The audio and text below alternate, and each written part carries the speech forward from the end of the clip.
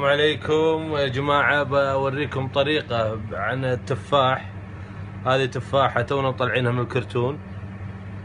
زين، جبنا ماي، نبي نجيب لكم ماي حار ونبي نشوف الماي شلون نظيف.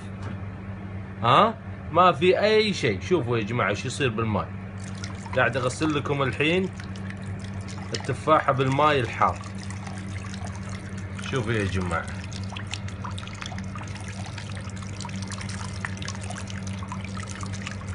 شوفوا يا جماعة شلون يصير بالماي. شوفوا شلون، شوف هذا اللي طلع من التفاحة. فأنا أنصح بهالطريقة صراحة. ليش؟ لأن هذا يحطون عليها صمغ على أساس تعطي التفاحة لمعة.